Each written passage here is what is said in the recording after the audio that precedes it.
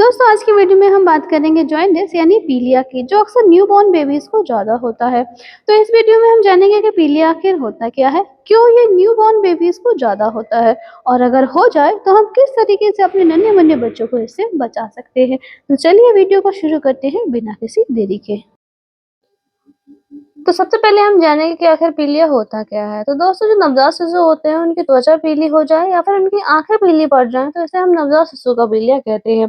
जो नवजात बच्चे होते हैं उनमें पीलिया अक्सर इसलिए जल्दी हो जाता है क्योंकि उनमें जो बिलिरुबिन होता है वो ज्यादा पाया जाता है। जो बिलिरुबिन है वो लाल रक्त कोशिकाओं के टूटने से बनता है। तो शिशुओं में पीलिया होना एक आम बात है। ये अक्सर उन बच्चों को ज्यादा होता है जो जन्म से पहले पैदा हो जाते हैं या फिर जो बच्चे स्तनपान करते हैं। दोस्तों, नवजात शिशु में पीलिया इसलिए जल्दी हो जाता है क्योंकि जब जन्म के समय उनमें जो लिवर होता है वो सही से डेवलप नहीं हुआ होता है। जन्म के कुछ दिन बाद ही उनका लिवर जो है वो पूरी तरह विकसित होता है। तो क्योंकि हमें पता है कि जो हमारा लिवर है वो बिलिरुबिन को शरीर से बाहर निकालने का काम करता है, क्योंकि जो छोटे बच्चे होते हैं, नवजात बच्चे होते हैं, उनमें लिवर सही से डेवलप नहीं हुआ होता है, इसलिए वो बिलिरुबिन को शरीर से बाहर नहीं निकाल पाता है। तो जो बिलिरुबिन होता है वो बच्चों में इकट्ठा होता रहता है उनके ब्लड में, इसलिए उनकी त्वचा जो है वो पीली पड़ जाती है, इसलिए हम उसको पीलिया कहते हैं। आइए जानते हैं कि और क्या-क्या कारण है नवजात शिशु में पीलिया होने के। तो अगर माँ और बच्चे का ब्लड ग्रुप अलग-अलग है तो उस कंडीशंस में जो बच्चा है उसको पीलिया होने के चांसेस रहते हैं। जैसे कि पिता का ब्लड ग्रुप अगर पॉजिटिव है और माता का ब्लड ग्रुप नेगेटिव है तो बच्चा होगा उसका ब्लड ग्रुप पॉजिटिव होने के चांसेस ज़्यादा रहते हैं। तो इस कंडीशंस में क्या होगा, बच्चे के पास पॉजिटिव ब्लड ग्रुप है और माँ का नेगेटिव ब्लड ग्रुप है, तो इससे ब्लड इनकम्पैटिबिलिटी हो जाएगी जिससे बच्चों को पीलिया होने के चांसेस जो है वो रहते हैं। दूसरा जो प्रमुख रीज़न है, ऐसे बच्चे जिनका जो वज़न है वो आपका 2.5 केजी से कम है, तो उन बच्चों में भी पीलिया होने के चांसेस ज़्यादा रहते हैं। और ऐसे बच्चे जो समय से पहले पैदा हो जाते हैं, उनमें जो ऑर्गन है वो सही से विकसित नहीं रहते हैं, लिवर विकसित नहीं रहता है, जो क्योंकि हमें पता है लिवर ही हमारा बिलिरुबिन को बॉडी से बाहर निकालने का काम करता है। तो क्योंकि लिवर विकसित नहीं है तो ये काम नहीं कर पाएगा ठीक से, जिससे बच्चों में जो है बिलिरुबिन का अमाउंट जो है वो बढ़ता रहता है।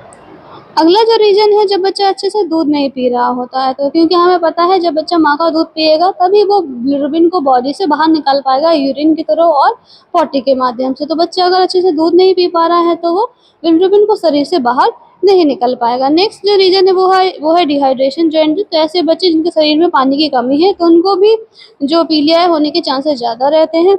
और ऐसे बच्चे जो ब्रेस्ट मिल्क ले रहे हैं तो उनको अगर पीलिया हो जाए तो इसको बोलते हैं हम ब्रेस्ट मिल्क जॉइंटिस। जानते हैं कि हम कैसे खत्म कर सकते हैं पीलिया के प्रभाव को। तो सबसे पहला जो उपाय है वो है प्रकाश थेरेपी या फिर फोटोथेरेपी देकर। तो फोटोथेरेपी परफॉर्म करने के दो तरीके होते हैं। हम इसमें दो तरीके की लैंप यूज करते हैं, या तो एलईडी लैंप या फिर एलईडी फोटोथेरेपी यूनिट या फिर सीएफएल लैंप का हम इस्तेमाल करते हैं।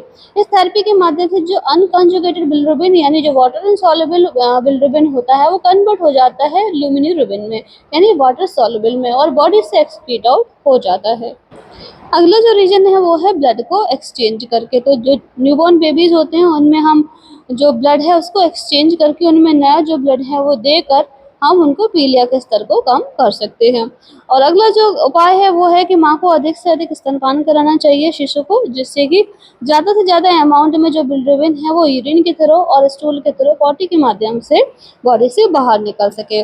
और जो सबसे लास्ट जो उपाय है वो ये है कि जो भी डॉक्टर मेडिसिन प्रिस्क्राइब कर रहे हैं आप उनको टाइम से लें।